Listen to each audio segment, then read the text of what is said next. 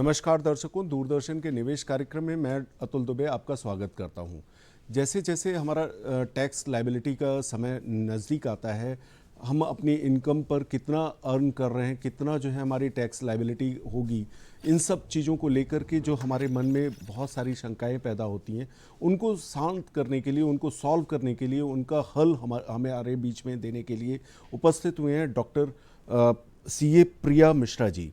और साथ ही हमारे साथ जो है उपस्थित हुए हैं CA हेमंत जैन जी। आप दोनों का जो है हमारे स्टूडियो में स्वागत है। और दर्शकों, आप हमसे सीधे संपर्क करके हमसे जो है प्रश्न पूछ सकते हैं। हमारे एक्सपर्ट्स आपकी जिज्ञासाओं को शांत करने के लिए, उनका हल देने के लिए आज जो है उपस्थित हैं। आप अपने टोल फ्री नंबर, हमारा टोल फ्री नंबर है 1800-233-0040 और हमारा लैंडलाइन नंबर है 0755-266-0049 जो स्क्रीन पर दिख रहा है। इनसे सीधे संपर्क करके आप हमसे प्रश्न पूछ सकते हैं। अपनी जिज्ञासाएं, अपने डाउट्स को आपके जो डाउट्स होंगे उनका सॉल्यूशन हमारे एक्सपर्ट्स आपको अच्छी तरह से देंगे और फिर जो है आप अपनी टैक्स प्लानिंग भी कर सकते हैं। देखिए, बेसिकली क्या होता है कि कई बार हम जो है ये सोचते हैं कि अंत समय में आकर के 31 मार्च जब नज़दीक आता है तो उस समय हम बिल्कुल अफरा तफरी में टैक्स प्लानिंग करने चलते हैं। तब सही तरीके से हम उचित जो सेक्शंस हैं और एग्जम्पशंस के ऑप्शंस हैं उनका पूरी तरह से लाभ नहीं ले पाते। लेकिन अगर आप स्टार्टिंग से ही टैक्स मैनेजमेंट जैसे टूल्स अपनाते हैं या टैक्स मैनेजमेंट को समझते हैं तो वहाँ पर आप अधिकतम लाभ ले सकते हैं। और आज इसी चीज़ पर चर्चा करने के लिए हमारे बीच में उपस्थित हैं हेमंत जैन साहब। CA हेमंत जैन सर, मैं आपसे जो है सबसे पहला प्रश्न पूछना चाहूँगा कि किसी भी व्यक्ति को किस प्रकार से निवेश करना चाहिए या निवेश के कौन कौन से माध्यम का यूटिलाइजेशन करना चाहिए जिससे वो टैक्स एफिशिएंट हो सके। देखिए, बहुत ही वाजिब प्रश्न है। मैं बताना चाहूँगा कि जो भी हमारे निवेशक हैं वो कोशिश करें कि हम उन निवेश को प्राथमिकता दें जिन पर कि हमारी टैक्स लायबिलिटी न बने। तो हम कुछ ऐसे निवेश के बारे में भी चर्चा कर रहे हैं जो कि उनसे होने वाली आय या तो कर मुक्त है या वो निवेश से जब हमको मैच्योरिटी प्रोसीड्स मिलती हैं वो टैक्सेबल नहीं होती हैं। जैसे हम बात करें पब्लिक प्रोविडेंट फंड की, तो पब्लिक प्रोविडेंट फंड की खासियत सर ये है कि इससे जो ब्याज होता है इस ब्याज पर भी कोई टैक्स नहीं लगता। एज वेल एज जब ये PPF की मैच्योरिटी प्रोसीड हमको मिलती है at the time of completion of 15 year या एक्सटेंडेड पीरियड, तो PPF का मैच्योरिटी अमाउंट भी टैक्सेबल नहीं होता है। PPF का ही जुड़वा है सुकन्या समृद्धि योजना। सुकन्या समृद्धि योजना में भी हम जो इन्वेस्टमेंट करते हैं इस पर जो एवरी ईयर इंटरेस्ट अक्रूड होता है, ये इंटरेस्ट अक्रूड टैक्सेबल नहीं होता है। तो आप देखेंगे कि जो निवेश हम PPF में कर रहे हैं या सुकन्या समृद्धि योजना में कर रहे हैं तो साल दर साल जो हमको ब्याज मिल रहा है वो भी टैक्सेबल नहीं हो रहा है और इससे जो मैच्योरिटी प्रोसीड्स मिल रही हैं वो भी टैक्सेबल नहीं हो रही है। एक और अच्छा इन्वेस्टमेंट है जो हमारे इमूवेबल प्रॉपर्टी में जो इन्वेस्टर्स हैं जो इन्वेस्ट करना चाहते हैं उनको ग्रामीण कृषि भूमि में अगर वो इन्वेस्टमेंट करते हैं तो ग्रामीण कृषि भूमि पर भी कोई मैच्योरिटी प्रोसीड्स मिलती है तो वो टैक्सेबल नहीं होती है। जी। अब ये तो आपने बिल्कुल बताया कि जैसे 15 साल के बाद मतलब अपन ये वो लॉकिंग पीरियड हैं जिनके साथ जो हम निवेश करते हैं और उसके बीच में हम नहीं ले सकते या उनका जो है हम लाभ बीच में बेचने का या लाभ को इनकैश करने का कार्यक्रम नहीं कर सकते।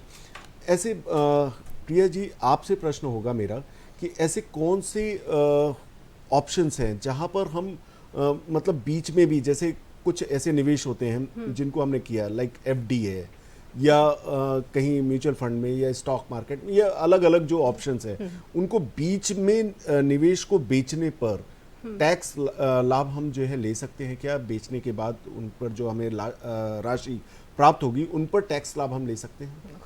तो आपका सवाल बहुत ही अच्छा है। जब भी हम अपनी कोई कैपिटल एसेट को ट्रांसफ़र करते हैं, यानी मान लीजिए हमारे पास गोल्ड है या ज्वेलरी है या कोई लैंड है, जब हम उसको सेल करते हैं तो एक चीज़ इनकम टैक्स जो कहता है that is period of holding. आपने उसको कितने समय के लिए होल्ड किया है। जैसे कई एसेट्स में 15 साल का लॉक इन है, पर एक जनरल डेफिनेशन जो इनकम टैक्स ने दी है दैट इज़ 36 मंथ्स। अगर आपकी कोई भी कैपिटल एसेट है और आपने उसको 36 मंथ्स तक होल्ड किया हुआ है या उससे कम किया है तो वो शॉर्ट टर्म कैटेगरी में आती है। यदि आपका पीरियड जो है 36 मंथ से ज़्यादा का होल्डिंग है तो आपका क्या आ जाता है, लॉन्ग टर्म आ जाता है। ये तो एक जनरल रूल हो गया। इसका एक एक्सेप्शन है जो कि हमारी इमूवेबल प्रॉपर्टी है या लैंड एंड बिल्डिंग है, उसमें जो पीरियड है 36 महीनों की जगह 24 महीने का देखा जाता है।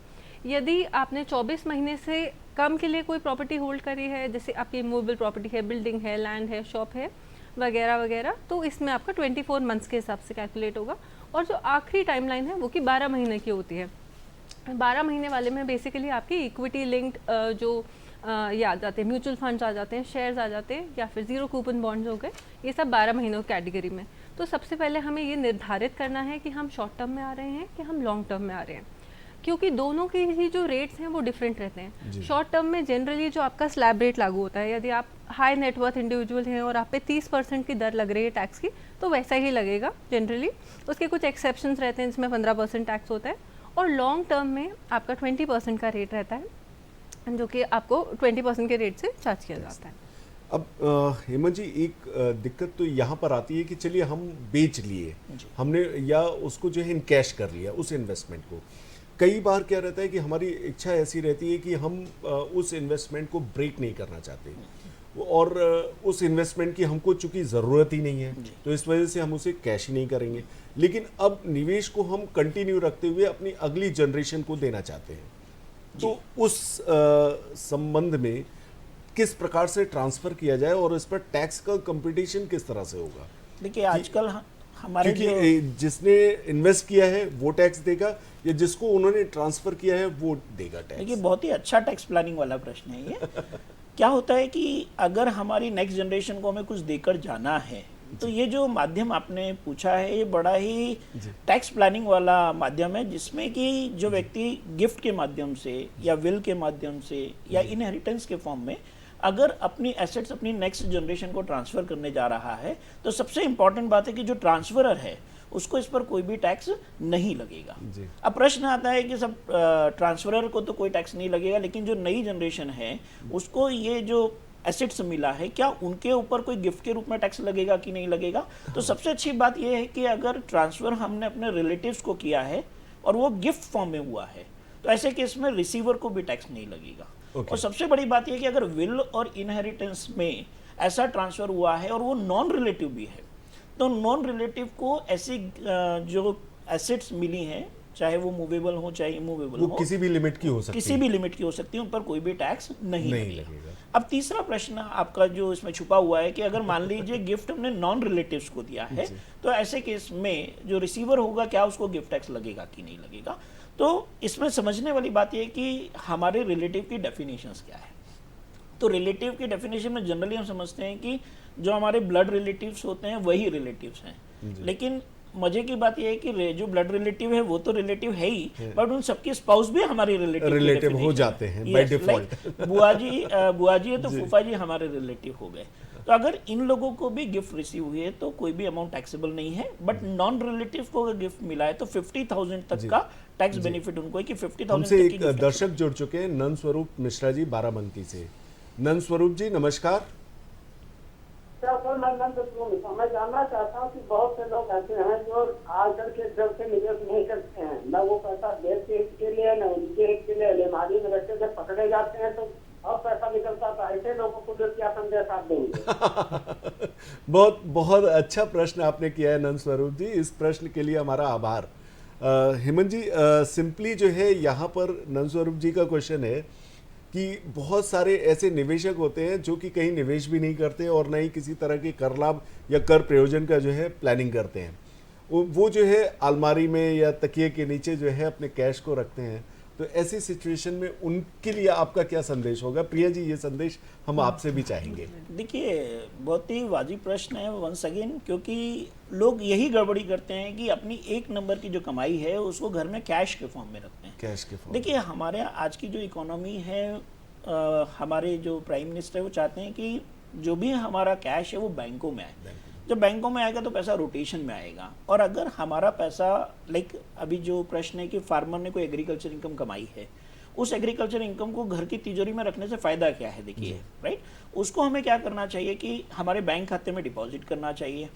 अब जो फार्मर अगर ये काम कर रहा है तो मेरा अभी सुझाव था कि फार्मर को rural agriculture land immediately purchase कर लेना चाहिए, क्योंकि गाँव में जिस तरह से ज़मीनों की कीमतें बढ़ रही हैं, तो मेरा सुझाव ये है कि इस पैसे को बजाय घर में रखने के बैंकिंग चैनल में लेके आएँ, बैंकिंग चैनल के माध्यम से पैसे को इन्वेस्ट करें और ऐसी जगह इन्वेस्ट करें जो कि इन्वेस्टमेंट ही टैक्सेबल नहीं है। जैसे मैंने अभी एग्जांपल दिया आपको रूरल एग्रीकल्चर लैंड, इवन हम केवल फार्मर्स की बात नहीं करते हैं बल्कि आज आपको पता ही गोल्ड एक बहुत अच्छा इन्वेस्टमेंट है। जी बिल्कुल। SGB जिसको हम बोल रहे हैं, सॉवरेन गोल्ड बॉन्ड, आपको पता है कि RBI 8 साल के लिए निकाल रही है, अगर इसकी मैच्योरिटी भी फुल्ली एग्जम्प्टेड है। हाँ, तो गोल्ड का रेट जिस तरह से बढ़ रहा है वो भी एक अच्छा ऑप्शन है। तो आप घर में पैसा रख के अपने पैसे को वर्थ को इंक्रीज नहीं कर रहे हैं, इन्फ्लेशन ऑलरेडी लग रही है। तो मेरा हमेशा सुझाव होता है दर्शकों को कि पैसा बैंकिंग चैनल में लेके आए, बैंकिंग चैनल से पैसे को इन्वेस्ट करें, कोशिश करें कि हम ऐसे इन्वेस्टमेंट करें जिनमें टैक्स ही नहीं लगता। हमने अभी PPF की बात कर ली है ना, हमने अभी सुकन्या समृद्धि की बात कर ली, मैंने SGB की बात कर ली। बहुत ज्यादा एक्सपर्टीज की जरूरत भी नहीं है, एक्सपर्टीज की भी जरूरत, सिक्योर इन्वेस्टमेंट, 100% सिक्योर इन्वेस्टमेंट है। तो मेरा यही सुझाव है कि आप पैसा घर में ना रखें बल्कि बिना डर के पैसे को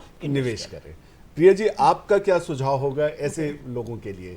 ठीक है, तो सबसे पहली चीज़, जब हम अपनी सोशल रिस्पॉन्सिबिलिटी पे आते हैं, मैं उस एंगल को भी टच करना चाहूँगी कि ये हमारी जिम्मेदारी बनती है कि जो हमें सरकार लाभ दे रही है, तो जब हम अर्न करते हैं तो हमारी रिस्पॉन्सिबिलिटी के तौर पे भी हमें पे करना चाहिए। उसके अलावा हमारे फ़ायदे के लिए भी हमें इनकम टैक्स का रिटर्न भरना चाहिए। मान लीजिए कि आपको कोई बिज़नेस स्टार्ट करना है और आप बैंक से लोन लेना चाहते हैं, तो आप सिक्योरिटी के तौर पे क्या रख पाएंगे? वो आपके इनकम टैक्स के रिटर्न मांगेंगे या फिर वो आपके बैंक के स्टेटमेंट मांगेंगे। जब आप बैंक में वो पैसा रख ही नहीं रहे हैं तो आप कोई प्रूफ नहीं दे पाएंगे।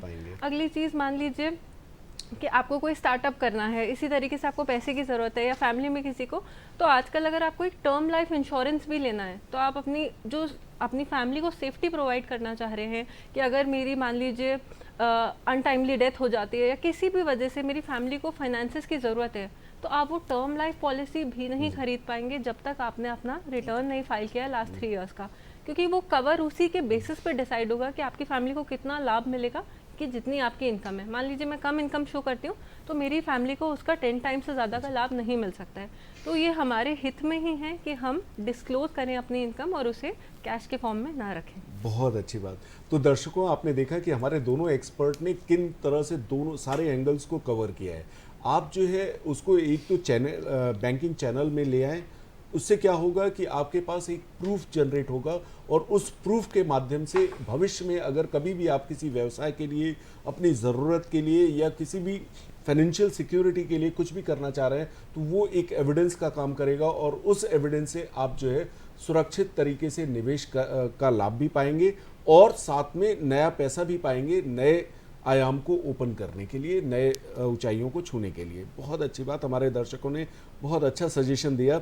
नंदस्वरूप जी, मैं समझता हूं कि आपको जो है आपके प्रश्न का उत्तर मिल चुका होगा और उन लोगों को संदेश भी मिल चुका होगा जो इस तरह से पैसा लिक्विड फॉर्म में अपने घरों में रखते हैं। अब बात आती है कि अगर हमने निवेश को ट्रांसफ़र कर लिया या निवेश को बेच लिया, उसके बाद कई तरह की इमूवेबल प्रॉपर्टीज़ होती हैं जिनको बेचने पर, कृषि भूमि या लैंड या बिल्डिंग, कुछ भी बेचने पर ये कैपिटल गेन जैसा एक प्रॉफिट का कंप्यूटेशन होता है। उसको लेकर के हेमंत सर, हम आपसे जानना चाहेंगे कि उसमें कौन सी बारीकियों पर हमको ज़्यादा ध्यान रखना चाहिए जिससे हम भविष्य में टैक्स के दायरे में ना आए और टैक्स हमारा जो है बचा रहे या हमें इनकम भी प्राप्त होती है।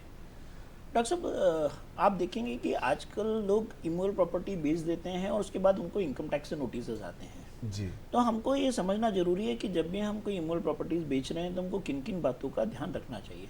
इसमें जो सबसे महत्वपूर्ण मुद्दा है जिसके आधार पर इनकम टैक्स से नोटिस आते हैं वो होता है कि जिन प्रॉपर्टीज़ को हम बेच रहे हैं उनकी स्टैम्प वैल्यू क्या है। कई बार लोग गलती से क्या करते हैं कि जो एग्रीमेंट कर लेते हैं वो स्टैम्प ड्यूटी की वैल्यू से कम कर लेते हैं। अब इसका साइड इफेक्ट क्या है?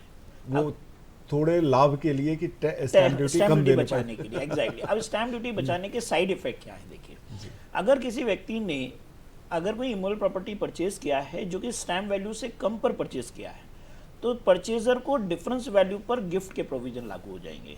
मैं आपको एग्जांपल से समझाना चाहूंगा कि मान लीजिए मैंने कोई एग्रीमेंट 10 लाख रुपए का एक प्रॉपर्टी का खरीद बिक्री का एक एग्रीमेंट किया है जिसकी सरकारी कीमत 12 लाख रुपए, 2 लाख। हाँ। तो अब डिफरेंस है, हमने सरकारी कीमत से कम पर खरीदा है, तो अब इस 2 लाख रुपए का क्या होगा? तो ये 2 लाख रुपए जो होंगे ये आपके इनकम फ्रॉम अदर सोर्सेज में परचेजर की इनकम में ऐड हो जाएंगे। ओके। वो अनविलिंगनेस के साथ उसको गिफ्ट मान लिया जाएगा। गिफ्ट मान लिया जाएगा और ऐसे गिफ्ट पर उसको अदर सोर्सेज में टैक्स देना पड़ेगा जो टैक्स ब्रैकेट के अकॉर्डिंगली टैक्सेबल होगा। लाइक अगर आप 30% के ब्रैकेट में हैं तो आपको 30% टैक्स लगेगा। उस 2 लाख पर 30% का टैक्स। दर्शकों ध्यान से समझिएगा इस टेक्निकलिटी को कि यहाँ पर आपकी लायबिलिटी आपकी इनकम के आधार पर कंप्यूट होगी। दूसरी बात, ये तो हमने बात कर ली परचेजर की, अभी इससे सेलर भी नहीं बच पा रहा है। ओके, अब हम सेलर का पॉइंट ऑफ व्यू देखते हैं सेम एग्जांपल के साथ में कि अगर मान लीजिए आपने 10 लाख की प्रॉपर्टी का एग्रीमेंट, 12 लाख की प्रॉपर्टी का एग्रीमेंट अगर आपने 10 लाख में कर लिया तो सेलर को भी 10 लाख पे टैक्स नहीं लगेगा। जो स्टैम्प वैल्यू गवर्नमेंट ने डिसाइड किया है उस 12 लाख पर उसको भी कैपिटल गेन देना पड़ेगा। दैट मीन्स परचेजर को भी टैक्स लग रहा है एज वेल एज सेलर को भी टैक्स लग रहा है। तो मैं ये सुझाव देना चाहूंगा कि जब भी आप कोई इमोरल प्रॉपर्टी बाई या सेल कर रहे हैं तो एटलीस्ट रजिस्ट्रार ऑफिस से स्टैम्प वैल्यू जरूर पता करें और एग्जैक्ट वैल्यू पर ही रजिस्ट्री करें। दूसरी महत्वपूर्ण बात है सर कि आजकल आपको पता है कि प्रॉपर्टी कई बार मल्टीपल नेम्स पर भी होती है, तो हमको दूसरी जो सावधानी बरतना है, एक जाहिर सूचना बहुत जरूरी है। पेपर में जब भी हम कोई प्रॉपर्टी का एग्रीमेंट कर रहे हैं तो जरूर एक सार्वजनिक पेपर में जाहिर सूचना जरूर दें, जिससे कि अगर इस प्रॉपर्टी का कोई और क्लेमेंट है वो उसको ऑब्जेक्ट कर पाए। तीसरी बात, अगर आप प्रॉपर्टी खरीदने से पहले एक लीगल सर्च करा लें। नॉर्मली हमारे एडवोकेट्स होते हैं जो प्रॉपर्टी की सर्च करते हैं, तो सर्च से भी हमको 30 साल 40 साल का डेटा मिल जाता है कि इसकी चेन क्या रही, कौन इसका प्रीवियस परचेजर था। ये तीनों बातों को अगर हम प्रॉपर्टी परचेज करने के समय ध्यान रखते हैं तो हमारी प्रॉपर्टी की टाइटल क्लियर भी होगी और हमको इनकम टैक्स के नोटिस का सामना भी नहीं करना। और सबसे ज्यादा इंपॉर्टेंट चीज क्या होगा कि आपका निवेश सुरक्षित होगा। बहुत अच्छी बात है कि देखिए दर्शकों, अगर आपने निवेश करना है तो निवेश हर कहीं हर किसी तरह से नहीं करना है। प्रॉपर्टी साफ सुथरी होनी चाहिए, प्रॉपर्टी का टाइटल डीड जैसा कि हमारे एक्सपर्ट ने बताया वो क्लियर होना चाहिए। और इन सब के एविडेंसेस कैसे पता चलेगा कि आपको ये जो है बिल्कुल क्लियर प्रॉपर्टी, इन सब के लिए जैसे सर्च रिपोर्ट आपने बताया, टाइटल डीड क्लियर करना और उचित दर से जो है प्रॉपर्टी पर स्टैम्प ड्यूटी पे करना, बहुत अच्छी बात। तो इस तरह से आप जो है सुरक्षित प्रॉपर्टी में निवेश कर सकते हैं। अब प्रिया जी, मेरा प्रश्न आपसे होगा कि यहाँ पर वो प्रॉपर्टी जैसे हमने खरीदी, हमने फिर उसको भविष्य में बेचा, या जैसा कि सर ने बताया कि 10 लाख की प्रॉपर्टी थी उसको हमने 12 लाख 15 लाख में बेचा, तो ये जो 2 लाख और 5 लाख का प्रॉफिट होता है, इस पर टैक्स का कंपटीशन और या टैक्स लायबिलिटी एक निवेशक के ऊपर किस तरह से रेज होती है? बिल्कुल। तो आप एग्जाम्पल के तौर पे ले लीजिए कि 2001 में आपने घर खरीदा था जिसकी वैल्यू उस टाइम पे 2 लाख रुपए थी और आज वो घर मान लीजिए 50 लाख रुपए का हो चुका है। जब उसकी स्टैम्प ड्यूटी वैल्यू देखते हैं तो अगर हम सिंपल मैथमेटिक्स देखें तो हम 50 लाख में से 2 लाख हटाएंगे और 48 लाख रुपीज़ पे हमारा टैक्स बनता है। पर टैक्स ऐसे नहीं कैलकुलेट किया जाता है क्योंकि इतना लंबे समय आपने कोई एसेट होल्ड करी है, तो इनकम टैक्स प्रोविजन बताती है इंडेक्सेशन का। अब इंडेक्सेशन क्या होता है, जैसे समय के साथ चीज़ों की कीमत बदलती है। जब हम छोटे रहे होंगे तो प्रॉपर्टी की कीमत बहुत कम होगी, या गोल्ड का उस टाइम जो वैल्यू थी वो 3000 रुपये थी जब मेरा बर्थ हुआ था, पर आज की डेट पे अगर आप गोल्ड की वैल्यू देखेंगे तो वो 65-70 टच कर रही है कहीं ना कहीं। तो ये कैसे हुआ? ये टाइम वैल्यू ऑफ मनी के कॉन्सेप्ट से इंडेक्सेशन आया। तो सिमिलरली वो जो 2 लाख की मैंने प्रॉपर्टी खरीदी थी, आज हम उस पर इंडेक्सेशन करेंगे। इंडेक्सेशन का अर्थ है कि हम उसको टाइम वैल्यू से इंक्रीज करते हुए जो भी इन्फ्लेशन का रेट बढ़ा है हम आज की डेट पे लेके आएंगे। मान लीजिए इंडेक्सेशन करने के बाद मेरी वो प्रॉपर्टी 30 लाख रुपीज़ की पाई जाती है, तो अब कैलकुलेशन ऐसे होगा कि आपकी आज 50 लाख की सेल वैल्यू है और जो हमने इंडेक्सेशन करने के बाद 30 लाख लाए हैं, तो जो डिफरेंशियल है 20 लाख, केवल वो आपका कैपिटल गेन होगा। तो अब जब ये कैपिटल गेन आएगा तो कैपिटल गेन अगर आप 20 लाख देखते हैं और उस पर लॉन्ग टर्म कैपिटल गेन है तो आपका सीधे 20% से टैक्स कट जाएगा, प्लस उस पर सेस लगेगा। तो इसमें बहुत सारे मेथड्स हैं, इनकम टैक्स ने प्लान करने के लिए बताया है कि आप इसको। ये प्रश्न जो है मैं हेमंत जी से ले लेता हूँ कि अगर जो ये हमारे ऊपर 30 लाख, जैसे मैडम ने बताया कि 50 लाख की प्रॉपर्टी थी, 30 लाख हमारी लागत निकली, 20 लाख का हमको कैपिटल गेन हुआ, तो इसको बचाने के लिए आप क्या सजेशन देंगे कि इस पर जो है हम किस तरह से अपने टैक्स की बचत कर सकें? एक हमसे दर्शक जुड़ चुके हैं, आरबी शर्मा जी रायसेन से हैं। इन दर्शक का प्रश्न लेने के बाद हम फिर आते हैं। जी शर्मा जी नमस्कार।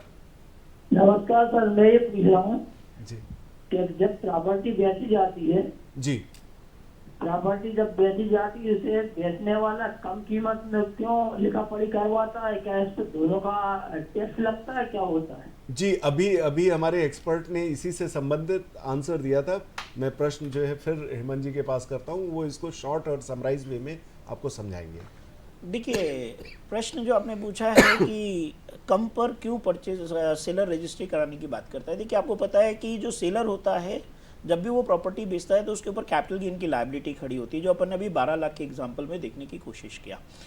तो अगर 12 लाख की रजिस्ट्री अगर वो 10 लाख रुपए में कराएगा तो उसको 10 लाख पर कैपिटल गेन लगेगा, और आपको परचेजर को ये फायदा दिखता है कि भाई मेरी उतने की स्टैम्प ड्यूटी कम लगी। तो सेलर नॉर्मली परचेजर के साथ ये कोशिश करता है कि भाई हम जितनी डील कम पर करा सके उतनी कम पर हो, जिससे कि सेलर को ये फायदा हो जाए कि उसको कैपिटल गेन कम पर लगे और परचेजर को ये फायदा हो जाए कि उसको स्टैम्प ड्यूटी कम लगे। इसीलिए जनरली लोग इस रास्ते को अपनाते हैं। लेकिन मेरा वापस से कहना है, पुराना मैसेज में दोहराना चाहता हूं कि आप जब भी इस तरह का परचेज और सेल करते हैं, सरकारी स्टैम्प ड्यूटी की वैल्यू को जरूर ध्यान में रखें। अगर आपने सरकारी कीमत से कम पर किया है तो वो आपके लिए बड़ा टैक्स लायबिलिटी बनकर खड़ा हो जाएगा। पेनाल्टीज और इंटरेस्ट और इवन फाइन, ये सब चीज़ें मिल करके जो है आपको ज़्यादा पे करना पड़ेगा। तो बेहतर है कि आप उचित दर से ही अपने स्टैम्प ड्यूटी को पे करें, चाहे वो परचेजर हो या सेलर हो। मैं समझता हूँ। चलिए, तो अब हम अपने प्रश्न पर वापस आते हैं कि वहाँ पर टैक्स लायबिलिटी का कंप्यूटेशन किस तरह से करेंगे और उनके बचत करने के क्या उपाय हो सकते हैं। देखिए, टैक्स लायबिलिटी के लिए प्रिया ने बिल्कुल सही बताया कि हमको इंडेक्सेशन का फायदा मिलेगा, लेकिन हमको अब जो अगला प्रश्न हमारे सामने आता है कि हमने एक प्रॉपर्टी बेच दी। देखिए, हम लोग चाहते हैं कि प्रॉपर्टी बेचकर हम लिक्विड मनी ना लेकर इस पैसे को री इन्वेस्ट करें। न केवल ये एक जनरल फंडामेंटल है कि हम प्रॉपर्टीज में या हमेशा जो भी सेल प्रोसीड आता है उसको री इन्वेस्ट करें। तो अगर आपके ऊपर प्रॉपर्टी बेचने से कोई कैपिटल गेन अराइज हो रहा है, अब बेचने की प्रॉपर्टी के टाइप से भी डिसाइड किया जाता है कि हम कहाँ इन्वेस्टमेंट करेंगे।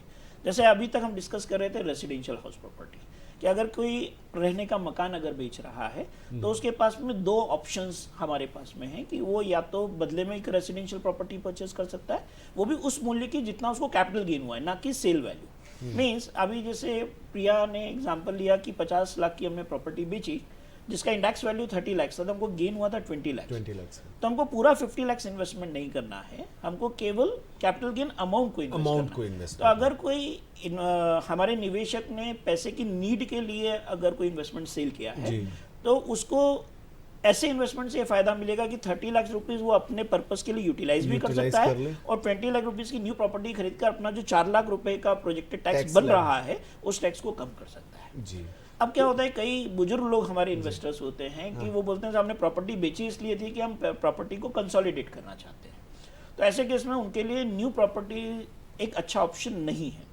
तो ऐसे लोगों के लिए अनदर ऑप्शन क्या है कि अगर वो प्रॉपर्टी में इन्वेस्टमेंट नहीं करके इस प्रॉपर्टी से निकलना चाहते हैं जी, तो फिर एक और ऑप्शन हमारे पास में जिसकी सेक्शन होती है इनकम टैक्स में 54EC, कि आप अगर इस फंड को बॉन्ड्स में अगर इन्वेस्टमेंट कर देंगे, जैसे NHAI के बॉन्ड होते हैं, REC के बॉन्ड होते हैं, PFC यानी पावर फाइनेंशियल कॉर्पोरेशन होता है, IRFC होता है, इन बॉन्ड्स में अगर आप निवेश कर देते हैं यही 20 लाख, उसमें भी आपको पूरा कंसिडरेशन इन्वेस्ट नहीं करना है। 30 लाख आप अपने पर्पस के लिए यूज कर लो, 20 लाख रुपीज आप बॉन्ड में डाल दो और इस बॉन्ड का 5 साल का ही लॉक इन पीरियड होता है। 5 साल बाद ये पैसा फ्री है, फिर आप इसको जहां चाहे म्यूचुअल फंड में डालना। ये सजेशन उन लोगों के लिए जो व्यक्ति वापस प्रॉपर्टी में निवेश नहीं करना चाहते जी, बिल्कुल जी। अब एक प्रिया जी एक प्रश्न ये आता है कि अगर हम किसी मतलब देखिए हम मकान दो पर्पस से खरीदते हैं, एक तो खुद के रहने के लिए और दूसरा निवेश करने के लिए, कि कई बार हमें ये रहता है कि एक हमारी एक सेकंड प्रॉपर्टी हो जाए जिससे हमें रेंटल इनकम प्राप्त होती रहे। तो अगर हम अपने खुद के रहने के लिए मकान खरीदते हैं तो उस कंडीशन में हमें टैक्स बेनिफिट क्या क्या हो सकता है? बड़ा अच्छा सवाल है आपका कि अगर हम खुद के लिए घर खरीद रहे हैं तो जनरली जो मैं मानती हूँ कि जब हम खुद के लिए घर खरीदते हैं वो इन्वेस्टमेंट ना हो के लाइबिलिटी हो जाता है, क्योंकि अगर हम उस पर लोन ले रहे हैं तो हमें वो लोन देना है, पर इनकम टैक्स ने अगेन इस पर डिडक्शंस दिए हैं। अगर सर आप इन्वेस्टमेंट की बात करते हैं तो मैं हमेशा सजेस्ट करूँगी कि जब आप घर रेंट पे देते हैं तो वो आपका इन्वेस्टमेंट होता है, क्योंकि उसके जो इंटरेस्ट यानी जो उस पर ब्याज आप भर रहे हैं वो सारे डिडक्शंस आपको बहुत अच्छे से मिलते हैं और उससे आपकी इनकम इतनी कम हो जाती है कि टैक्सेबिलिटी जनरली आती नहीं, या फिर नेगेटिव इनकम यानी आपकी आय कम है और आपके खर्चे ज़्यादा दिखाई देते हैं। मैं इसको थोड़ा सा डिटेल में एक्सप्लेन करना चाहूँगी। मान लीजिए आपने खुद के लिए घर खरीदा है, तो जो घर की वैल्यू है उसके ऊपर आपको क्या डिडक्शन मिलेगा, क्योंकि कोई इनकम हो नहीं रही है तो मैक्सिमम आपको जो इनकम टैक्स अलाउ करती है, यदि आपने घर पे लोन लिया हुआ है तो आपको उस पर मैक्सिमम 2 लाख रुपीज़ का डिडक्शन मिलेगा। यदि जो आपका घर है उसने बनने में 5 साल से ज़्यादा का टाइम ले लिया है तो ये 2 लाख का जो अमाउंट है ये घट के 30,000 रुपये का केवल बच जाता है। अब देखिए जो डिडक्शन है, यानी मेरी जो टोटल इनकम, मान लीजिए मेरी बाकी किसी सोर्स से इनकम 6 लाख रुपये है, तो हद से ज़्यादा आप 2 लाख माइनस कर सकते हैं, और अगर आपके घर को बनने में ज़्यादा टाइम लग गया तो सिर्फ 30,000 माइनस कर सकते हैं। पर हम दूसरे सिनेरियो पे अगर चलते हैं, मान लीजिए मैंने एक हाउस प्रॉपर्टी कंस्ट्रक्ट की है और मैंने इसको किराए पे चढ़ा दिया है, और इससे मुझे मान लीजिए महीने का 50,000 रुपये किराया आ रहा है, साल का ये 6 लाख रुपये हो जाता है। अब अगर आपने ये हाउस प्रॉपर्टी पे लोन लिया है बनाने के लिए, तो इस लोन पे जो भी इंटरेस्ट होता है इसकी कोई लिमिट नहीं है, आप पूरा का पूरा इंटरेस्ट माइनस कर सकते हैं। फिर भले ही क्यों ना वो इंटरेस्ट 6 लाख से भी ज़्यादा हो, तो आपकी इनकम एकदम रिड्यूस हो जाएगी और इस पे टैक्स नहीं बनेगा, यानी आपको कर नहीं भरना पड़ेगा। ओके, बहुत अच्छी बात। तो अच्छा, क्या इस तरह के घर को, जैसे हमने अपने मतलब निवेश के लिए या रहने के लिए जो हमने घर खरीदा, हेमंत जी मेरा प्रश्न आपसे होगा कि क्या वहाँ पर जो है इस 2 लाख के अलावा अतिरिक्त कोई कर लाभ हमको मिल सकता है? देखिए, अगर ये प्रॉपर्टी मार्च 22 के पहले की थी तो हमारे पास एक सेक्शन और है 80EE जिसमें हम एडिशनल 1,50,000 के इंटरेस्ट को क्लेम कर सकते हैं।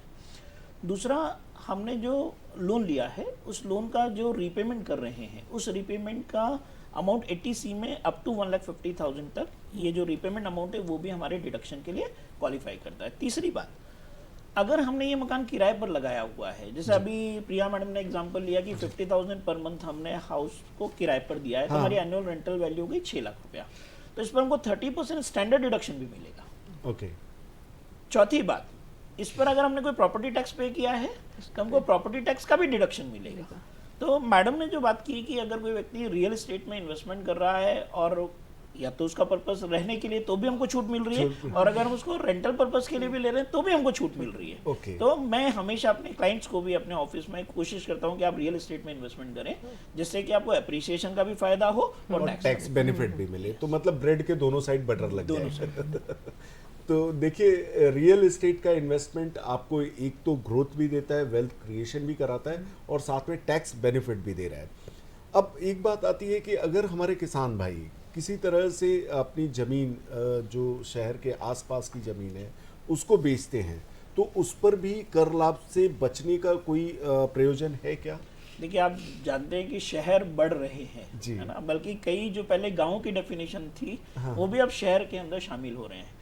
और हमारे किसान भाई भी क्या कर रहे हैं, देखिए कि चूंकि जमीन की कीमतें बढ़ती जा रही, कई लोगों की पेरेंटल प्रॉपर्टीज थी, अब शहर बढ़ने से उनकी कीमतें बढ़ती जा रही है। तो आपका प्रश्न इस तारतम्य में बड़ा इंपॉर्टेंट हो जाता है इन किसान भाइयों के लिए कि जो हमको ह्यूज कैपिटल गेन हो रहा है, क्योंकि शहरी जमीन बेचने पर कैपिटल गेन है, लेकिन अगर आप ग्रामीण कृषि भूमि बेचते हैं तो कोई टैक्स नहीं है। तो आपका प्रश्न इसलिए ज्यादा रिलेवेंट हो गया कि अगर हमारे किसान भाई ने शहरी जमीन बेची है तो ऐसे केस पर उसको टैक्स कॉन्सिक्वेंसेस क्या होंगे जी। तो मैं बताना चाहूँगा कि अगर कोई शहरी जमीन जो कृषि योग्य है, अगर हम कृषि भूमि बेच रहे हैं, तो ऐसे केस में अगर हमारे किसान भाई और इंटीरियर में जाना चाहते हैं, मीन्स ऐसा एक्ट में कहीं नहीं लिखा कि आपको शहरी जमीन खरीदना, आप शहरी जमीन भी खरीद सकते हो और ग्रामीण जमीन भी खरीद सकते हो। इससे दो फायदे देखिए, हम जमीन बेचकर वापस से जमीन खरीद, और आप अभी शहर में जमीन बेचोगे 5 एकड़ और गांव में जाके खरीद लोगे 30 एकड़। तो देखिए, किसान का मेन काम तो एग्रीकल्चर एक्टिविटी है। 5 एकड़ पे जो क्रॉप आ रही होगी वो 30 एकड़ पे 6 गुना मिलेगी।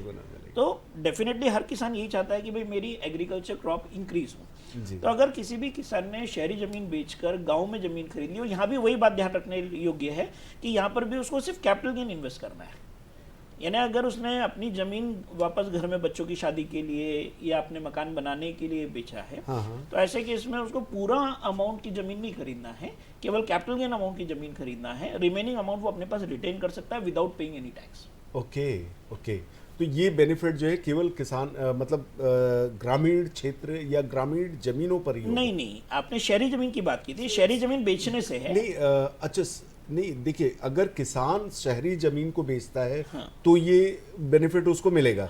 लेकिन अगर कोई शहरी व्यक्ति ऐसी जमीन बेचता है तो उसको ये बेनिफिट। शहरी जमीन, अगर शहरी आदमी भी एग्रीकल्चरल लैंड बेच रहा है शहरी, तो भी उसको फायदा है। अच्छा, वही मेरा प्रश्न। इंपॉर्टेंट प्रश्न है, बेचने वाला नहीं है। जो हमारी कैपिटल एसेट है वो ये क्या चाह रहा था कि ये स्पेशल बेनिफिट केवल किसान को है या सभी शहरी क्षेत्र, सभी व्यक्ति को जो कृषि भूमि यूज करा, शहरी कृषि भूमि, शहरी कृषि भूमि है ना। अगर शहरी कृषि भूमि बेच रहा है, बदले में वो शहरी कृषि भूमि भी खरीद सकता है और ग्रामीण भी खरीद सकता है। दोनों में जो है उसको टैक्स बेनिफिट का ऑप्शन है। जी, अगर वो ग्रामीण कृषि भूमि खरीद लेता है और उसको वो लिमिटेशन पीरियड तक होल्ड करता है एंड देन ग्रामीण जमीन बेचता है, तो भी कोई टैक्स उसको नहीं लगता। ओके, तो मतलब ग्रामीण कैपिटल एसेट ही नहीं है।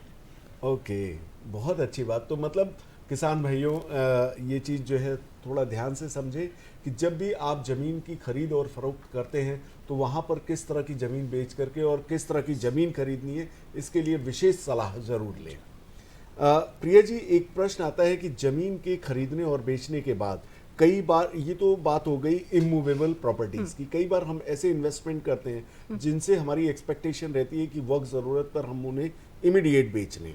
तो जैसे हमने म्यूचुअल फंड में इन्वेस्टमेंट करके रखा है, तो वहाँ पर इन्वेस्टमेंट को लेकर के हमारे दिमाग में या जनरल लोगों के दिमाग में ये बड़ी भ्रांति रहती है कि इक्विटी ओरिएंटेड है या डेट ओरिएंटेड है। तो इक्विटी ओरिएंटेड और डेट ओरिएंटेड को सरल शब्दों में समझाने के लिए हमारे दर्शकों को आप कैसे समझाएंगे? इक्विटी ओरिएंटेड और डेट ओरिएंटेड जो प्रश्न है वो म्यूचुअल फंड के संदर्भ में है। तो सबसे पहले हम थोड़ा सा म्यूचुअल फंड पे लाइट डालेंगे कि जब भी हमें किसी कंपनी के शेयर्स या स्टॉक्स में डायरेक्टली पैसा नहीं डालना होता, क्योंकि हमें शेयर मार्केट की उतनी नॉलेज नहीं है या हम दिन भर फॉलो अप नहीं ले सकते क्योंकि हमारा बेसिक काम नहीं है वो, तो हम म्यूचुअल फंड्स की सपोर्ट लेते हैं। और म्यूचुअल फंड्स का सपोर्ट इसलिए क्योंकि म्यूचुअल फंड्स जो है बहुत सारी वैरायटी ऑफ कंपनीज में आपके पैसे को निवेश करते हैं और ये किसी एक्सपर्ट द्वारा, जिसे हम फंड मैनेजर कहते हैं, ये मैनेज किए जाते हैं। अब इसी में जो म्यूचुअल फंड्स हैं दो तरीके के हो सकते हैं, एक आपका होता है इक्विटी ओरिएंटेड म्यूचुअल फंड और दूसरा होता है आपका डेट ओरिएंटेड म्यूचुअल फंड। तो जो इक्विटी ओरिएंटेड म्यूचुअल फंड है, तो जब जो म्यूचुअल फंड कंपनी है आपसे लिया हुआ पैसा कहीं निवेश करती है, अगर ये पैसा 65% से ज़्यादा किसी इक्विटी शेयर्स में या फंड्स में इन्वेस्ट किया जाता है तो इसे हम इक्विटी ओरिएंटेड म्यूचुअल फंड कहते हैं। और यही अगर आपका जो पैसा है 65% या उससे ज़्यादा किसी डेट में, तो डेट को मैं सिंप्लीफाई करूँगी, डेट थोड़ा कम रिस्की रहता है और इससे आपको ओनरशिप या वोटिंग राइट नहीं मिलते किसी भी कंपनी में। तो जब भी जो म्यूचुअल फंड कंपनी है बहुत ज़्यादा रिस्क नहीं लेना चाहती या फिर जिन लोगों ने पैसा लगाया है, निवेश किया है, वो रिस्क नहीं लेना चाहते हैं, तो हम हमेशा डेट की तरफ जाते हैं। और अगर जिनकी एज कम है या जो रिस्क एपेटाइट रखते हैं उनके लिए इक्विटी ओरिएंटेड म्यूचुअल फंड्स अच्छे रहते हैं। हेमंत जी, एक प्रश्न अब ये आता है कि इक्विटी ओरिएंटेड और डेट ओरिएंटेड तो हमने समझ लिया, लेकिन अगर हम इस तरह के फंड को आगे चल कर के बेचते हैं, इक्विटी ओरिएंटेड फंड बेचते हैं, तब किस प्रकार की टैक्स लायबिलिटी जनरेट होती है? और अगर हम डेट ओरिएंटेड फंड बेचते हैं तब किस तरह की लायबिलिटी जनरेट होती है? और इसमें ड्यूरेशन का भी ध्यान रखना होगा क्या?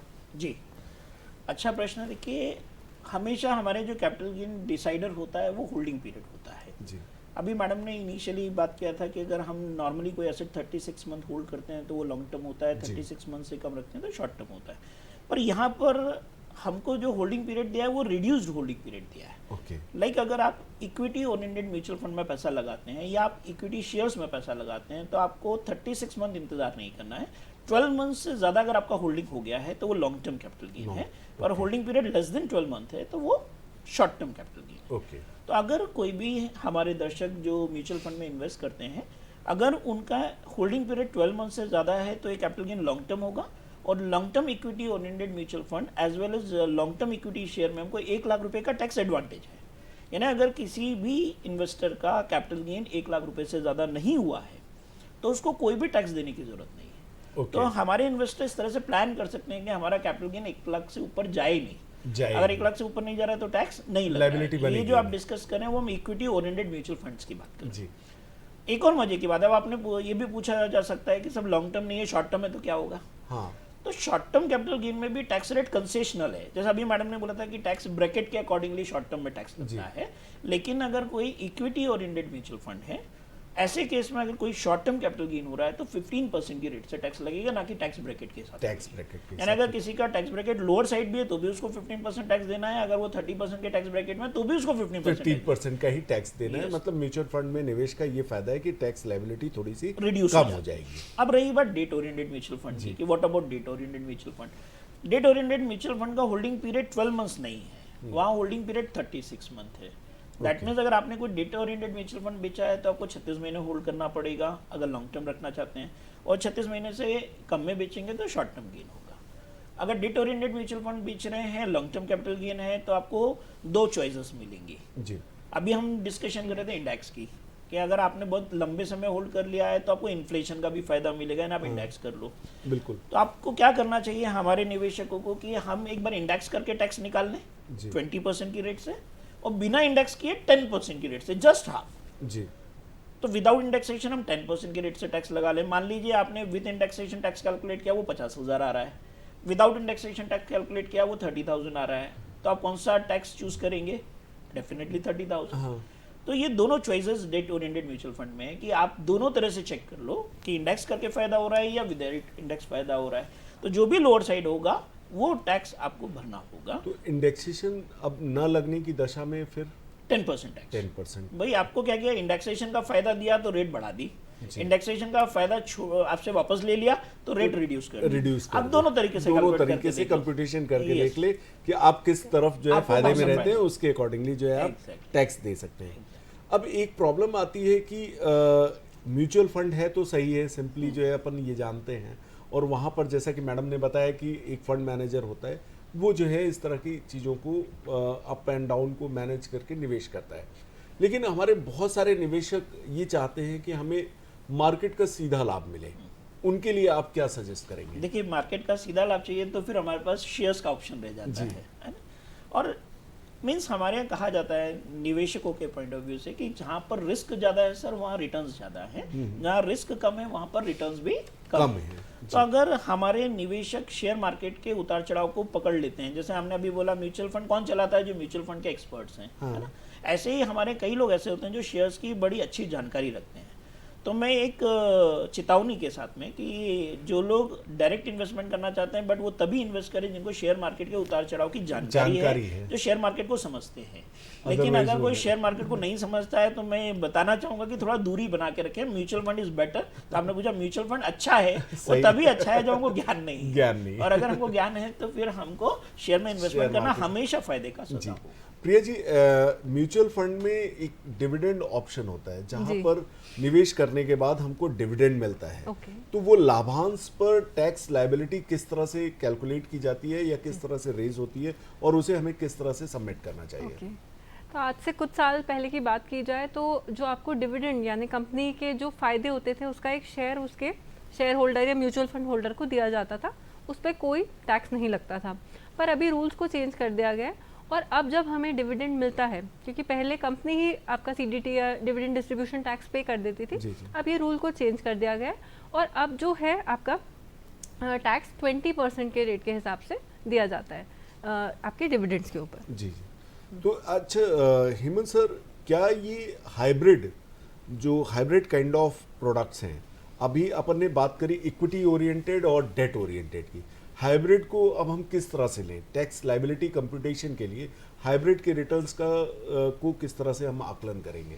तो हाइब्रिड के लिए हम प्लान में यूलिप की बात कर सकते हैं जी, है ना?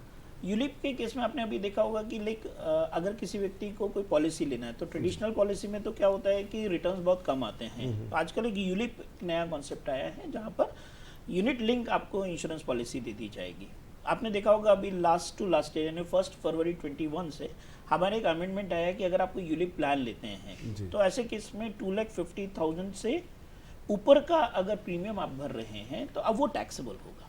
पहले क्या होता था कि अगर हमारा insurance premium 10% of sum assured से कम होता था तो यूलिप पूरा की पूरा एग्जेम्प्टेड हो जाते थे। हाँ, लेकिन हमें कर लाभ मिल जाता। अब क्या हो गया कि हमने एक यूलिप की अपर कैप बना दिया कि 2,50,000 से ज़्यादा का प्रीमियम अगर हम भर रहे हैं तो फिर हमारे ऊपर अब मैच्योरिटी टैक्सेबल होगी। फॉर एग्जाम्पल, अगर आपने एक 25,000 रुपया का यूलिप प्लान लिया है जिसमें आप 25,000 ईयरली प्रीमियम भर रहे हैं, 10 साल प्रीमियम भरा तो आपने 2,50,000 प्रीमियम भरा, और मैच्योरिटी आपको 5 लाख की मिल रही है, तो आपको 2,50,000 जो सरप्लस मिला है, हाँ। जो पहले टैक्सेबल नहीं होता था, वो अब कैपिटल गेन हेड में टैक्सेबल होगा। और बस इसमें ये फायदा है देखिए यूलिप में कि जो टैक्स रेट लगा दी वो इक्विटी ओरिएंटेड म्यूचुअल फंड की तरह लगा दी कि हमको 10% टैक्स लगेगा विदाउट इंडेक्सेशन, और 1 लाख के एग्जम्पशन का भी फायदा मिलेगा। वहाँ पे इक्विटी में इन्वेस्टमेंट होने के कारण जो है उसका भी बेनिफिट मिल रहा है, और टैक्सेशन जो है हमारा 10% इक्विटी ओरिएंटेड, तो यूलिप भी एक अच्छा ऑप्शन हमारे लिए हो सकता है इन्वेस्टमेंट का। तो अच्छा, अब एक बात आती है प्रिया जी, इन्वेस्टमेंट के बाद जो है रिस्क, जहाँ पर रिस्क को लेकर के हम निवेश करते थे, जीवन बीमा, इस सेक्टर में भी जो है टैक्स का प्रयोजन हो गया है जी, और यहाँ पर अगर हम निवेश करते हैं या अपनी सुरक्षा के लिए हम किसी भी तरह की पॉलिसी लेते हैं, तो उस पर क्या प्रावधान है और उनसे मिलने वाले रिटर्न पर हमको किस तरह से टैक्स लायबिलिटी का कंप्यूटेशन करना पड़ेगा? तो जैसे अभी सर ने यूलिप का एग्जांपल दिया है, आपको यूलिप के बारे में अवगत कराया, वैसे ही सिमिलरली अभी इन द ईयर 2023 आपके LIC में भी चेंजेस आ गए हैं। तो जो आप लाइफ इंश्योरेंस पॉलिसी पहले लेते थे, उसमें जो हमारा सम अश्योर्ड होता था, यदि प्रीमियम उसके 10% तक है तो कोई टैक्स की लायबिलिटी हम जब आपका रिडेम्पशन होता था या जब आपको क्लेम मिलता था तो नहीं होती थी। पर अब इस प्रोविज़न को चेंज कर दिया गया है, यदि आपका जो प्रीमियम अमाउंट है वो 5 लाख रुपीज़ यानी 5 लाख रुपये से ज़्यादा हो जाता है, तो फिर हम टैक्सेबिलिटी अट्रैक्ट करते हैं। और ये प्रोविज़न हमारे अभी 1 अप्रैल 2023 जो हमारी फाइनेंस मिनिस्टर निर्मला सीतारमण जी हैं, उन्होंने ये चेंज लेके आया है। ये बेसिकली वो हाई नेटवर्थ इंडिविजुअल्स हैं जिनके पास बहुत ज़्यादा डिस्पोजेबल इनकम है, जो कि 5 लाख रुपए तक के प्रीमियम डाल सकते हैं। ये उनको टैक्स ब्रैकेट में लाने की एक सरकार की योजना है। जी जी, हेमंत सर, बात टैक्स की चल रही है तो जाहिर सी बात है अर्निंग, एक बार जो है अर्निंग जिस जिस सेक्टर में होती है, जहाँ जहाँ हमें जो है मैक्सिमम रिटर्न्स मिले हैं, उन पर जो टैक्स लायबिलिटी का एक डिस्कशन बनता है। जैसे क्रिप्टो करेंसी हुआ करती थी, क्रिप्टो करेंसी को लेकर के उस समय जो है युवाओं में बहुत ज़्यादा क्रेज हुआ करता था और वो उसमें इन्वेस्ट भी किए हैं। तो उन पर जो टैक्स लायबिलिटी का कंप्यूटेशन किस तरह से किया जाएगा और क्या वो वहाँ पर निवेश करना सुरक्षित है या नहीं है, इसके बारे में भी देखिए। क्रिप्टो करेंसी चूंकि आप जानते हैं कि उसका एक रेगुलेटर है जो गवर्नमेंट के द्वारा रेगुलेट नहीं हो रहा है ना, तो जहाँ तक रिस्क की बात है तो मुझे लगता है कि क्रिप्टो करेंसी जो भी इन्वेस्टर है वो अपनी रिस्क पर इन्वेस्टमेंट कर रहा है। अगर वो प्रिडिक्ट कर पा रहा है कि ये क्रिप्टो अच्छा है तो वो अपनी रिस्क पर इन्वेस्टमेंट कर रहा है, बट इसकी कोई रेगुलेटरी बॉडी नहीं है। जी जी। और इसी को रेगुलेट करने के लिए income tax point of view से हमारे लास्ट ईयर अमेंडमेंट आया था कि क्रिप्टो करेंसी को बेचने से जो भी गेन होगा वो हाईएस्ट रेट से टैक्स लगेगा। जी जी। तो 30% स्टेट वे उस पर हमको टैक्स देना है, 30% का। और यहाँ पर निवेश कितना सुरक्षित है? देखिए मैंने बताया चूंकि इसका कोई रेगुलेटर नहीं है। जैसे हम अगर शेयर्स की बात करते हैं हमको सेबी रेगुलेट कर रही है, बट क्रिप्टो करेंसी का रेगुलेटर नहीं है, तो ये बड़ा रिस्की है। देखिए अपन समझते हैं कि अगर मान लीजिए कोई शेयर्स है, अगर अपन प्राइवेट लिमिटेड कंपनी के शेयर में पैसा क्यों नहीं लगाते, क्योंकि प्राइवेट कंपनी को कोई भी रेगुलेट नहीं कर रहा है। आज 10 रुपए का शेयर किसी भी दिन 0 हो जाएगा और हमारे इन्वेस्टर का पैसे का नुकसान हो जाएगा। तो डेफिनेटली जब भी कोई निवेशक निवेश करना चाहता है तो पहले उसको ये चेक कर लेना चाहिए कि जिस भी निवेश में हम पैसा लगाने जा रहे हैं उसका कोई रेगुलेटर हो जी, है ना। जैसे हम एनपीएस की बात, बहुत पिछले प्रोग्राम में भी हमने एनपीएस की चर्चा की, तो एनपीएस के लिए भी रेगुलेटरी बॉडी है, पेंशन रेगुलेटरी बॉडी है कि वो हमारे इन्वेस्टमेंट को प्रोटेक्ट कर रही है। तो मैं हमेशा यही सुझाव देना चाहूँगा कि जब भी हम कोई निवेश करते हैं तो डेफिनेटली उस जगह पर निवेश करें जिसका कोई रेगुलेटरी बॉडी हो। जी जी। कई बार मैडम, प्रिया मैम, आपसे बात करना चाहूँगा, जैसा कि सर ने अभी कहा एनपीएस, तो एनपीएस में निवेश करना कहाँ तक मतलब लाभकारी होगा एक न्यू इन्वेस्टर के लिए जो एक नया निवेशक है, क्योंकि अब पेंशन की स्कीम गवर्नमेंट के द्वारा भी विड्रॉ कर ली गई, तो इसमें निवेश कैसे करें और कहाँ तक ये जो है हमारे लिए लाभप्रद होगा? तो एनपीएस की बात करते हैं, view of tax point also. Okay, तो in view of tax point जो आपका एनपीएस है एक बहुत ही सेफ इन्वेस्टमेंट ऑप्शन है। इसमें जो रिटर्न्स हैं आपकी एफडी से थोड़ी से ज़्यादा ही हैं, और जब आप इसमें इन्वेस्ट करते हैं तो जो आपको एटीसी का 1.5 लाख का बेनिफिट मिलता है वो बेनिफिट तो है ही, एडिशनली यदि आप टियर 1 में इन्वेस्ट करते हैं तो एक और नया सेक्शन आया है जिसके तहत आपको एक्स्ट्रा 50,000 रुपये का डिडक्शन भी अलाउ किया जाएगा। इसके अलावा यदि आपका एम्प्लॉयर आपकी बेसिक सैलरी का 10% तक इन्वेस्ट करता है तो वो विदाउट एनी लिमिट उसका भी आप डिडक्शन ले सकते हैं। तो ये सारे बेनिफिट्स हैं। और जब भी इन्वेस्टमेंट की बात आती है तो मेरा एक सजेशन है पर्सनली कि don't put all your eggs in one basket, यानी आप डाइवर्सिफाई करिए अपना पोर्टफोलियो। यदि आप इक्विटी में चाहते हैं इन्वेस्ट करना कि मार्केट के रिटर्न्स का हमें फ़ायदा लेना है, तो साथ में थोड़ा कुछ सेफ इन्वेस्टमेंट्स जैसे एनपीएस हो गया, पीपीएफ हो गया, एफडीज हो गई, इनमें अपना कुछ पैसा रखिए कि हम रिस्क तो उठा रहे हैं पर ऐसा ना हो कि हम सारा पैसा अपना रिस्क उसमें डाल दें एवेन्यूज़ में। तो इसीलिए जब भी आप अपना पोर्टफोलियो डिज़ाइन करें उसमें बहुत सारे बाइफिकेशन होने चाहिए, कुछ रिस्की और कुछ सेफ का कॉम्बिनेशन होना चाहिए। बिल्कुल सही कह रहे हैं कि आप जो है सारे अंडे एक बास्केट में न रखें, डिफरेंट एवेन्यूज़ में इन्वेस्ट करके आप अपने पोर्टफोलियो को मैनेज करें।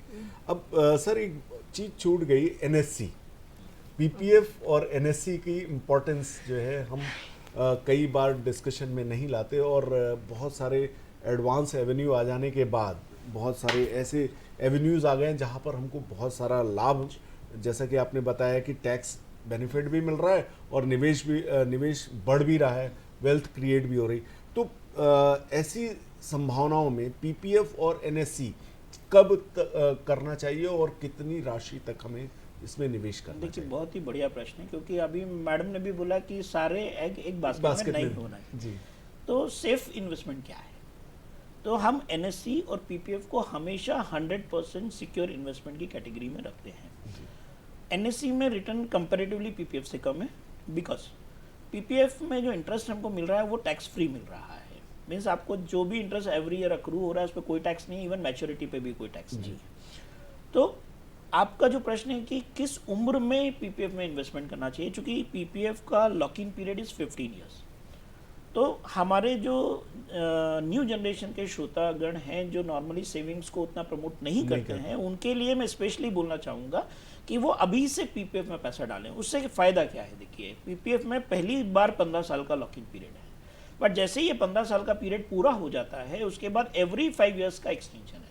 ओके। तो हम लाइक मान लीजिए एक युवा वर्ग है जिसने 25 साल की उम्र में ये पीपीएफ की पॉलिसी लिया, पीपीएफ लिया है, तो 15 साल का टेन्योर होगा तो फर्स्ट 40 इयर्स में उसको मैच्योरिटी मिल जाएगी। अब उसके बाद ये चॉइस है कि वो 40 इयर्स में मैच्योरिटी लेना चाहता है या फर्दर 5 इयर्स के लिए एक्सटेंशन करना चाहता है। तो नॉर्मली हमारी 40 इयर्स की एज में कोई आउटसाइड लायबिलिटी नहीं आती। हो सकता है 45 में बच्चों को पढ़ाना हो या 50 में पढ़ाना हो, तो हम इसको फर्दर 5-5 साल के ड्यूरेशन में अनलिमिटेड पीरियड तक के लिए एक्सटेंशन ले सकते हैं। तो जब आपको 5 साल की नीड आए आप उस पैसे को मैच्योर कर सकते हैं विदाउट पेइंग एनी टैक्स। अब रही बात एनएससी, एनएससी पोस्ट ऑफिस की स्कीम है, इसमें भी हम पैसा अनलिमिटेड अमाउंट जमा कर सकते हैं। पीपीएफ की मैच्योरिटी पूरी की पूरी एग्जेम्प्टेड है, लेकिन ड्यूरिंग द ईयर जो इंटरेस्ट हमको मिला है वो इंटरेस्ट अदर सोर्सेज में टैक्सेबल है। बट इसका एक और फायदा है कि हम एटीसी में इस इंटरेस्ट को फर्दर माइनस कर सकते हैं अप टू 1,50,000। तो एनएससी का एक तो फायदा ये है कि हमको एटीसी के लिए भी क्वालिफाई हो रहा है, उसका इंटरेस्ट भी एटीसी के लिए क्वालिफाई हो रहा है, और लॉक इन पीरियड मात्र 5 साल के लिए। 5 साल का। ओके। तो NSC is also good investment और हाईली लिक्विडेटेबल है, क्योंकि इसके सामने लोन भी मिल जाता है। ओके, तो मतलब लिक्विडिटी हमारे पास ही बनी रहती है।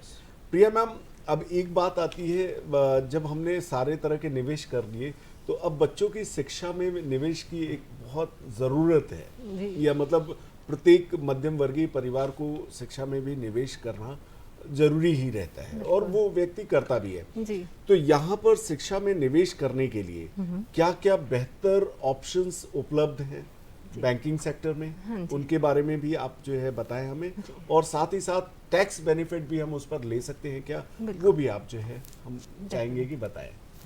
डेफिनेटली। तो आपने बोला है एजुकेशन से रिलेटेड, तो अगर आपको सेक्शन पे जाएं तो सेक्शन 80E आता है इनकम टैक्स का, जो कि आपके एजुकेशन लोन के ऊपर टैक्स बेनिफिट देता है। तो यदि मान लीजिए आपका कोई बच्चा है या फिर आप अपनी वाइफ की स्टडी स्पॉन्सर करना चाह रहे हैं या अपनी खुद की ही हायर एजुकेशन को आप स्पॉन्सर करना चाहते हैं, तो ये लोन केवल जो है हायर एजुकेशन के लिए ही मिलता है। तो अगर आप किसी छोटी क्लास के लिए लोन ले रहे हैं या प्राइमरी एजुकेशन के लिए, तो टैक्स बेनिफिट नहीं मिलेगा, लोन तो मिल जाएगा। अब टैक्स बेनिफिट कैसे मिलेगा? तो ये बिना किसी लिमिट का टैक्स बेनिफिट है। समझिए कैसे? मान लीजिए आपने अपने बच्चे को अब्रॉड भेजना है स्टडीज़ के लिए या कहीं बाहर भेजना है, आपने 1 करोड़ का लोन लिया और 1 करोड़ पे मान लीजिए आप 12% से इंटरेस्ट पे करते हैं, तो आपका 12 लाख रुपए का इंटरेस्ट है।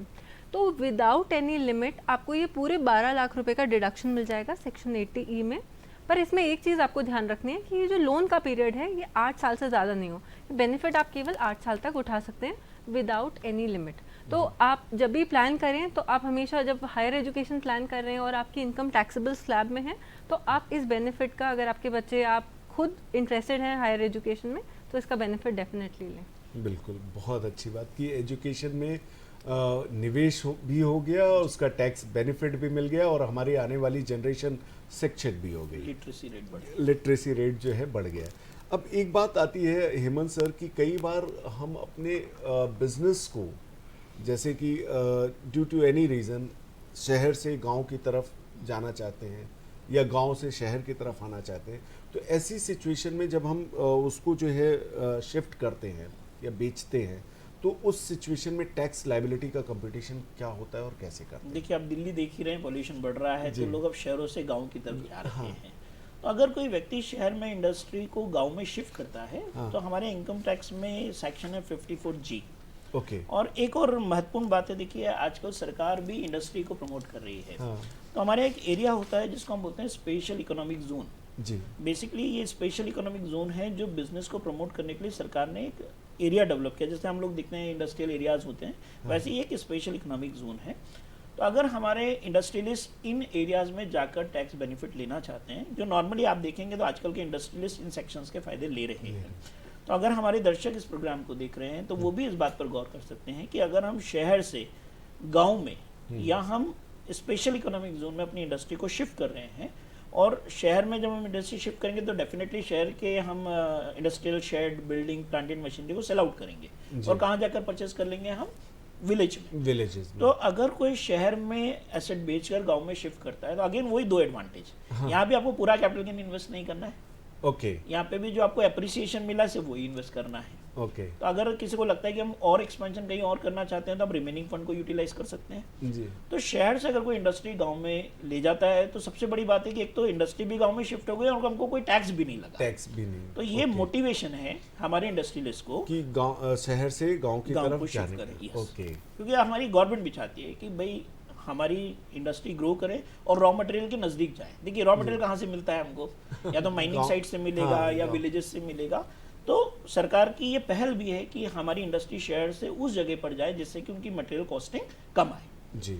तो इसीलिए ये टैक्स एडवांटेज सरकार ने हमारे इंडस्ट्रियलिस्ट भाई बहनों को दिया है। बहुत अच्छी बात। तो प्रिया जी, अभी हमने इन्वेस्टमेंट के सारे ऑप्शंस लगभग कवर करते हुए अब बात आती है रीबैलेंसिंग की।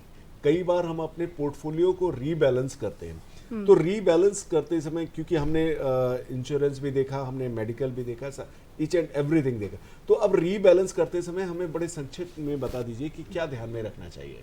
ओके। तो अगेन वही मेरा सजेशन रहेगा कि जब भी आप अपने पोर्टफोलियो को रीबैलेंस कर रहे हैं तो आपने जिस अमाउंट पे इन्वेस्ट किया है, करंट मार्केट वैल्यू क्या है, गवर्नमेंट की प्रोविजंस क्या हैं, टैक्स में बेनिफिट्स क्या अवेलेबल हैं, क्या हम थोड़ा सा और अपने इन्वेस्टमेंट्स को होल्ड करके रख सकते हैं जिससे हम मल्टीप्लाई कर सकते हैं अपने गेन्स को। मान लीजिए हमें पैसे की ज़रूरत है और हमारा पैसा किसी ऐसी जगह में फिक्स है जहाँ लॉक इन पीरियड है, तो इसीलिए हमारे जो दूसरे एवेन्यू हैं या दूसरे ऑप्शंस हैं, हमें उसमें से पहले पैसा विड्रॉ करना है और बाद में, तो इसी को हम कहते हैं प्लानिंग। तो जब भी आप अपने निवेश में से पैसा विड्रॉ कर रहे हैं, आप उसके सारे प्लस माइनस देखिए कि विड्रॉ करने से मुझे क्या टैक्स बेनिफिट आएगा। जो इन्वेस्टमेंट्स में आपका टैक्स नहीं लग रहा है, पहले वहाँ से आप विड्रॉल्स करें। जिनमें आपका लॉस कम हो रहा है, मान लीजिए अभी जैसे बीच में कोविड का दौर आया था, तब प्रॉपर्टी की वैल्यू कम थी, अनलेस आपके पास और कोई इन्वेस्टमेंट ना हो तो आप प्रॉपर्टी सेल करें। पर वो जब डिप्रेशन का पीरियड है, जनरली हम उसे कहते हैं कि आप होल्ड करके रखिए अपने इन्वेस्टमेंट्स को और बाद में अपने लॉक इन पीरियड को कंप्लीट करके या जैसे भी रेगुलेशंस अलाउ करें उस हिसाब से उसको फिर डिसइन्वेस्ट कीजिए या उनको सेल कीजिए। हेमंत जी, बिल्कुल संक्षिप्त में आपसे हम अपने दर्शकों के लिए निवेश संबंधित क्या मैनेजमेंट करना चाहिए जिससे उन्हें अधिक से अधिक लाभ हो? देखिए, मैं हमेशा से मेरा एक ही गुरु मंत्र रहा है कि हमारी जो भी इन्वेस्टमेंट है वो इन्फ्लेशन को मीट करे। मान लीजिए अगर हमारा इन्फ्लेशन 8% है तो डेफिनेटली हमारे इन्वेस्टमेंट मोर देन 8% होना चाहिए, तभी हमारी वर्थ इंक्रीज हो रही है, अदरवाइज हमारी वर्थ इंक्रीज नहीं हो रही है। दूसरी बहुत महत्वपूर्ण बात की हमारे पैसे को सिस्टमाइज चैनल के थ्रू इन्वेस्ट करें, ब्लैक मनी को अवॉइड करें। सरकार को ईमानदारी से टैक्स भरें, जो इनकम टैक्स के प्रोविजन है उनको कंप्लाई करते हुए अपने निवेश करें और इन्फ्लेशन को मीट करें। बस यही दर्शकों को मेरा मैसेज है। Thank you sir. जी, प्रिया जी, आपसे जो है हम संक्षिप्त में दर्शकों के लिए संदेश जानना चाहेंगे। ओके, तो मेरा संदेश यही रहेगा कि सबसे पहली चीज़, जब भी हमें इनकम आए तो हम सेविंग्स के लिए कुछ पोर्शन सेट असाइड करें। सेविंग्स ऐसी चूज करें जो हमें आने वाले समय में, हमारे रिटायरमेंट के टाइम पे, हमारे चिल्ड्रन के एजुकेशन के टाइम पे हमें लास्टिंग इफेक्ट्स दे। इन्वेस्टमेंट ऐसी ना हो कि बहुत रिस्की हो और जिसके हम रिटर्न्स ना ले पाएं, क्योंकि हमारा इन्वेस्टमेंट का पर्पस ही है कि जो हमारी धनराशि है, जो हमारी कैपिटल वेल्थ है, वो इंक्रीज हो। तो जैसा सर ने कहा, इन्फ्लेशन को कम से कम वो मीट आप करें। दोनों का बहुत बहुत धन्यवाद। समय के अभाव में हम अपनी चर्चा को यहीं विराम देते हैं। अगले आप दोनों हमारे स्टूडियो में पधारे, इसके लिए बहुत बहुत धन्यवाद। तो दर्शकों, इस प्रकार से आपने देखा कि किस तरह से हमें निवेश करना चाहिए, टैक्स बेनिफिट लेना चाहिए, प्रॉपर प्लानिंग करनी चाहिए। तो अगले सप्ताह में फिर हम इसी टॉपिक पर चर्चा आगे बढ़ाएंगे। धन्यवाद।